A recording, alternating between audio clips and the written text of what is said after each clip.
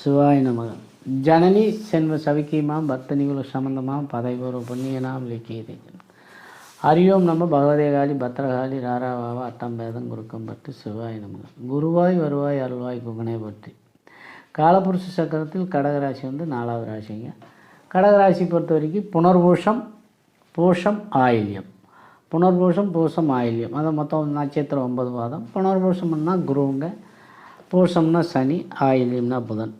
இதை உள்ளடக்கிய கடகராசியை நாம் கன்சல்ட் பண்ணிக்கிறோம். கடகராசியை பொறுத்த வரைக்கும் என்னங்கன்னா, புனர்பூச நட்சத்திரத்தில் 4ஆம் பாதத்தில் பிறந்தால் குரு திசையும், பூசத்தில் பிறந்தால் சனி திசையும், ஆயில்யத்தில் பிறந்தால் புதன் திசையும் வருங்க. அவங்க பிறக்கிற இடத்துக்கு லக்ன ராசி பலாபலன் என்னென்னா, இதுக்குண்டான லக்னம் ராசி. லக்னம் வந்து உயிர், ராசி வந்து உடல்.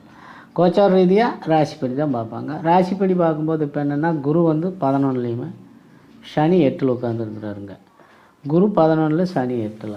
சனி 8னா அஷ்டம சனின்னு பேர். ரியலாகவே திசாபுத்திகள் யோகமாக இருந்தால் இந்த அஷ்டம சனி ஒன்றும் பண்ணாது. இந்த பாயிண்ட்டு. திசாபுத்திகள் பாதகமாக இருந்தோம், கிரக நிலையில் பாதகமாக இருந்தால் இந்த அஷ்டம சனி கடகராசி பொறுத்த வரைக்கும் ஒரு சோதனையை தரக்கூடிய ராசியாக தான் இருக்குங்க. எதுலேயும் எதிர்நீச்சல் போட்டு தான், எதுலேயும் ஒரு நிதானம் வேணும், எதுலேயும் எதிர்நீச்சல் போடணும். இந்த கடகராசி பொறுத்த வரைக்கும் ஒரு யோசித்து முன்பின், அதாவது ஒரு நல்லது செஞ்சாலும் சரி, ஒரு இது செஞ்சாலும் யோசித்து செஞ்சால் தான் ஜெயிக்க முடியும். எடுத்தவங்க கவுத்தவனும் பண்ணோம்னா கடகராசிக்காரெல்லாம் வந்து சிக்கல் உருவாக்குவாங்க. 8ஆம் இடம்ங்கிறது ஆயில். உடல் ரீதியான சமாச்சாரங்கள், நோய் நொடி வந்து சின்ன சின்ன பிரச்சனை வந்தால் உடனே கேர் எடுத்து பார்த்துக்கணும். அசால்ட்னஸாக இருக்கக்கூடாது.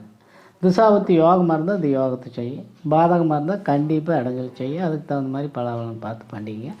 இருந்தாலும் கூட குரு 11 இருக்கிறனால குரு வந்து உங்களுக்கு 2ஆம் இடத்து 3ஆம் இடத்தை பார்க்குறது தைரியசானத்தை, அசட்டு தைரியம் உங்களுக்கு வரும். அதில் எந்த விதமான மாற்றம் இல்லை.